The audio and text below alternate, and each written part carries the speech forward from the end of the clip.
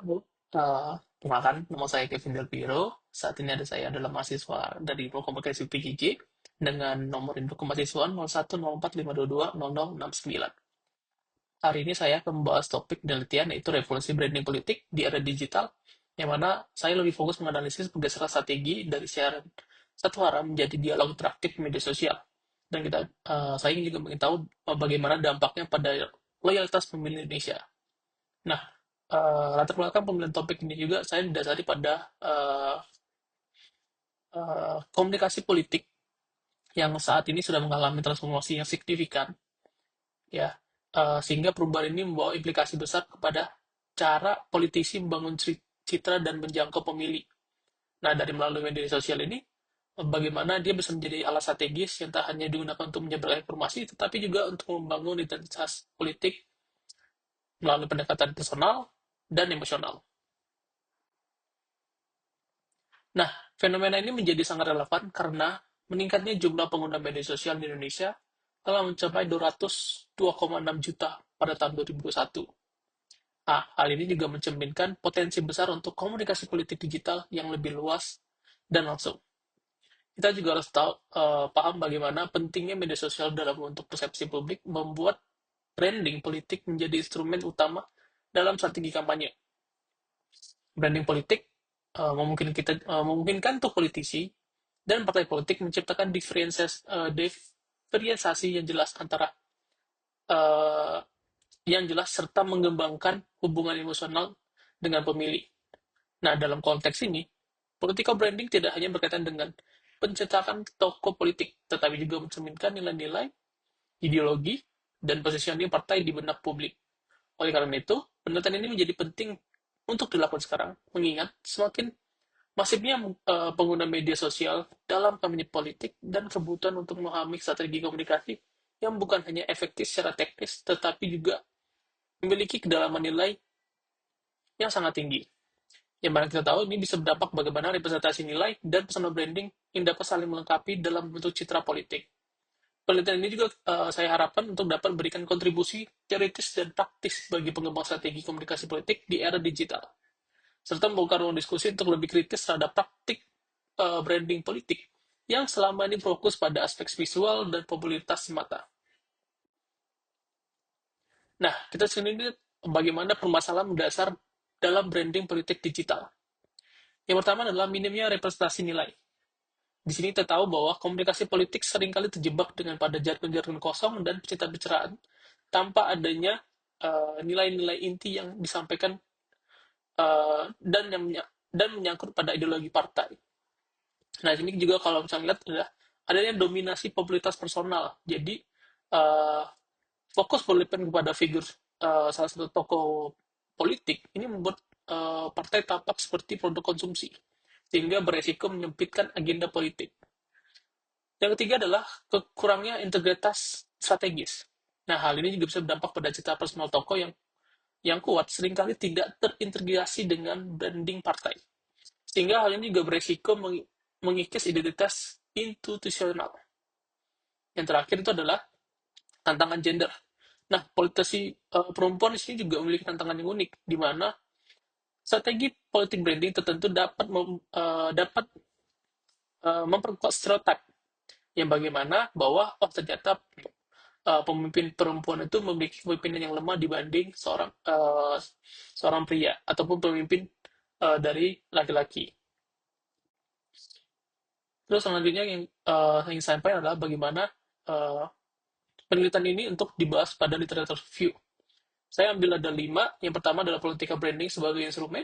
Di sini, temuan yang saya dapatkan adalah political branding efektif bila sesuai dengan kebutuhan pemilih. Nah, ini juga melibatkan komunikasi dua arah dan mampu menyesuaikan strategi dengan opini publik yang real time. Terus dari teori juga di sini saya lebih fokus pada politik branding dari Harris and Locke dan personal branding dari tradisional. Nah, perbedaannya dari jurnal artikel lainnya adalah fokus pada peran media sosial dalam waktu real time dan teori interpretatif. Dan untuk jurnal artikel yang kedua adalah saya ambil dari Value Representation in Political Branding, Why Call Party Needed Nah, di sini fokus pada metode metode kualitatif atau konten analisis. Nah, yang mana persamaannya adalah menekankan pentingnya nilai dalam political branding. Terus ada perbedaan yaitu adalah fokus pada value presentation sebagai jantung strategi branding partai. Nah, selanjutnya kita di sini saya lebih fokus pada bagaimana ada temuan di jurnal artikel ini adalah media sosial berperan besar dalam personalisasi citra pemimpin yang populis, profesional, humanis, dan bertanggung jawab. Nah, di sini ada perbedaan yaitu adalah lebih pada bersifat konseptual daripada empiris, menyorot banyak contoh-contoh di Indonesia. Terus yang keempat, saya lebih fokus pada metode, bagaimana metode kualitatif studi kasus dan observasi media sosial. Ini juga menjadi fokus penelitian saya juga. Namun, kalau di sini ada perbedaan adalah fokus pada gender politik dan konteks lokal dan dinasti politik. Nah, di sini juga kita tahu bahwa ada temuan-temuan lain seperti temuan perempuan memanfaatkan citra religius dan keibuan sebagai strategi branding, namun juga berisiko untuk menimbulkan stereotip kepemimpinan yang lemah. Yang terakhir, saya ada temuan bahwa personal branding efektif dalam membentuk persepsi positif pemimpin politik, hingga menciptakan kedekatan emosional dengan publik. Nah, di sini juga kita lihat bahwa ada sama-sama melihat pentingnya keterhubungan emosional lewat digital. Jadi nggak cuma tentang popularitas ataupun citra semata. Nah, keberhasilan branding politik digital itu terletak pada kemampuan menyelaraskan popularitas figur dengan identitas institusional partai. Saat ini, keduanya sering berjalan dengan terpisah. Kita bawa lihat di sini ada gambar bahwa kesenjangan strategis personal versus partai. Pada lingkaran sebelah kiri itu fokus pada branding personal toko. Terus yang di sebelah kanan saya yang warna oranye itu fokus kepada ideologi program nilai.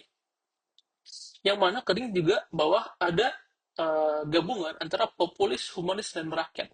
Padahal jika kita lebih fokus pada strategi personal beriringan dengan fokus pada partai, itu bisa menciptakan bagaimana uh, politikus untuk bisa memilih, dia minim fokus pada populis, humanis, atau merakyat.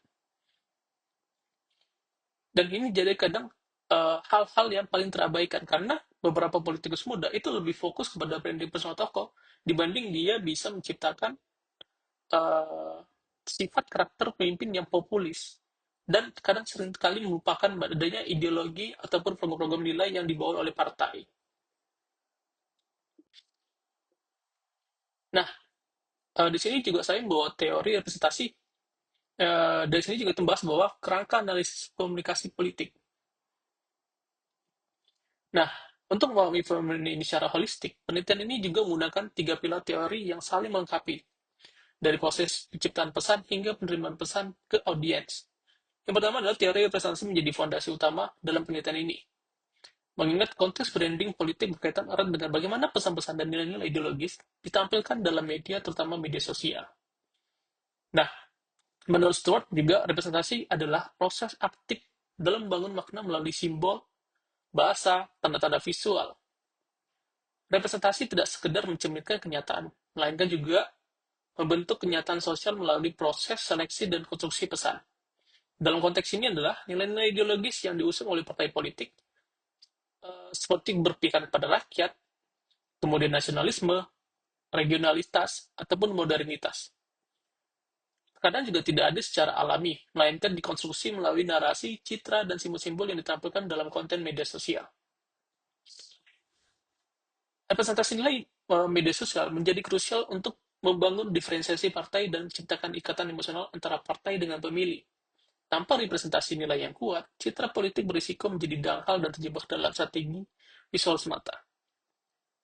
Teori ini juga digunakan untuk menelaah bagaimana nilai-nilai ideologis partai direpresentasikan dalam konten media sosial, baik secara eksplisit melalui slogan atau narasi, maupun implisit melalui gaya visual, simbol, ataupun bahasa tubuh.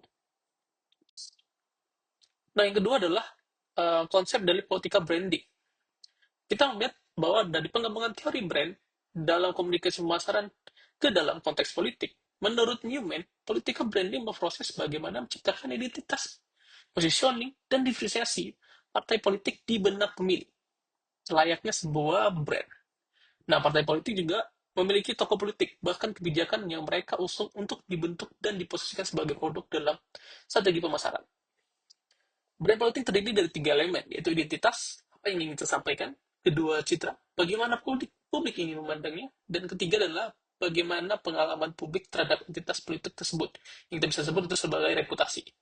Nah, dalam konteksnya Indonesia, branding politik menjadi penting karena banyak pemilih yang belum sepenuhnya mengenal ideologi partai, melainkan lebih tertarik pada personalitas tokoh. Nah, Hidayati juga mencatat bahwa tokoh seperti Jokowi, Ridwan Kamil, Ganjar sukses membangun citra populis, humanis, dan profesionalisme melalui media sosial. Namun, hubungan dengan partai masih sangat lemah. Nah, dari sisi komunikasi nilai. Nah, teori ini juga kita gunakan untuk dalam penelitian untuk menganalisis strategi visualnya, kemudian naratif, dan terakhir adalah komunikasi partai politik di media sosial. Khususnya kita fokus pada TikTok dan Instagram, supaya kita bisa membangun upaya membangun persepsi publik yang kuat dan berkesan. Yang terakhir, teori yang digunakan adalah sebagai pelengkap. Bagaimana penelitian ini juga berfokus bagaimana menggunakan user gratification theory untuk menelaah respon audiens terhadap konten media sosial partai politik. Teori ini juga menyatakan bahwa audiens bukanlah penerima pasif informasi, melainkan secara aktif memilih media untuk memenuhi kebutuhan tertentu, untuk sebagai informasi, hiburan, identitas personal, ataupun interpretasi pada sosial. Nah, keberhasilan political branding tidak hanya bergantung pada isi pesan, tetapi juga pada keterlibatan audiens. Dalam interaksi dua arah yang ditawarkan oleh media sosial, pemilih muda cenderung mencari pemimpin yang relatable, mudah diakses, dan memiliki pesan yang sesuai dengan nilai pribadi mereka. Nah, dengan menggunakan teori ini, saya dapat meneliti dan memahami sejauh mana pemilih atau kita bisa bilang netizen ini merasa terhubung dengan konten politik yang diunggah oleh partai ataupun salah satu dari politikus, dan bagaimana representasi nilai politik mampu mengaruhi minat, persepsi, bahkan loyalitas mereka terhadap partai tersebut. Nah, alasan kenapa saya memilih tiga teori ini adalah teori representasi menjelaskan aspek produksi pesan politik. Political branding menjelaskan strategi pencitraan dan identitas partai. Dan sedangkan untuk user centered gratification memberi pemahaman terhadap penggunaan audiens dan bagaimana mereka memaknai pesan tersebut. Kombinasi ketiganya saya harapkan dapat memberikan kerangka konseptual yang kuat untuk menganalisis komunikasi politik di era digital yang kini semakin dipersonalisasi dan berbasis interaksi dua arah. Nah, kita juga fokus pada studi kasus. Penelitian ini membedah akun TikTok mungkin dari partai politik yang melihat bagaimana representasi nilai dan strategi branding diterapkan dalam praktiknya secara langsung. Analisis ini menunjukkan bagaimana adanya bias konten yang signifikan. Objek utama dalam penelitian ini adalah akun media sosial salah satu partai seperti Golkar yang mengusung politikus muda.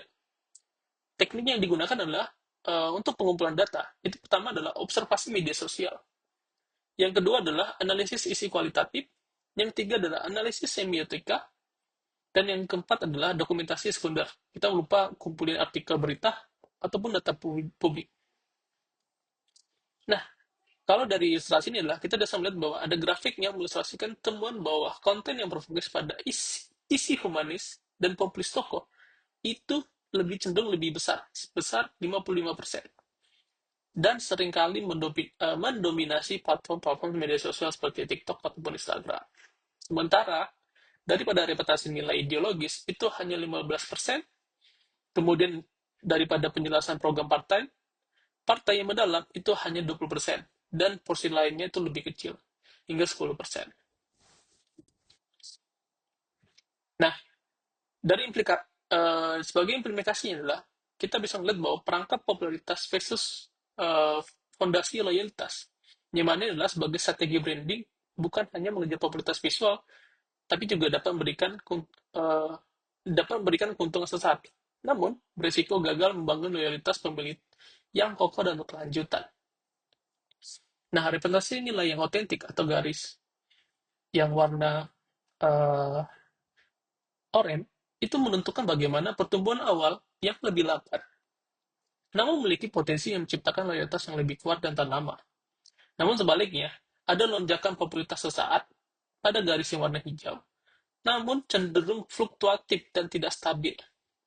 Nah, makanya dari itu, tujuan metode studi kasus ini adalah untuk meneliti, menggambarkan bagaimana Partai Golkar memanfaatkan TikTok untuk membangun political branding berbasis nilai dan menjelaskan apa yang direpresentasikan secara visual dan naratif dalam konten TikToknya ataupun sosial Instagramnya. Kemudian saya juga ingin menganalisis pengaruh strategi tersebut terhadap persepsi publik dilihat daripada komentar, interaksi ataupun media lain. Kemudian juga adalah memberikan pemahaman lebih luas mengenai transformasi komunikasi politik digital di Indonesia. Nah, dari beberapa penjelasan saya adalah saya ingin fokus juga merekomendasi strategi branding politik yang berkelanjutan. Ini adalah goal utama saya untuk bagaimana partai politik itu bisa memprioritaskan nilai ideologis. Yang kemudian adalah mengembangkan strategi integritas, yaitu bersinergi dari branding personal tokoh dengan identitas partai. Sehingga popularitas individu memperkuat bukan menutupi citra ataupun nilai-nilai institusional dari partai itu sendiri. Yang ketiga adalah pahami kebutuhan audiens. Ini sama kita menjual sebuah produk. Kalau partai politik tidak pahami kebutuhan pemilihnya, maka tidak ada keterikatan emosional bagaimana seorang pemilih memilih calon politikusnya ketika pemilu ataupun pilkada. Yang terakhir adalah pertimbangkan implikasi etis. Nah, ini juga kita seringkali bahwa partai politik itu tidak menghindari komersial politik yang berlebihan. Nah, kita harus fokus bahwa mengembalikan partai kepada substansi agenda dengan dialog yang konsisten untuk meningkatkan kualitas demokrasi. Nah, kalau itu juga sebenarnya dilakuin semua, mungkin kita akan melihat bagaimana branding politik yang efektif dan berkelanjutan di era digital, dan bagaimana partai politik perlu mengadopsi pendekatan-pendekatan ini lebih substantif dan terintegrasi. Demikian penjelasan dari saya. Terima kasih.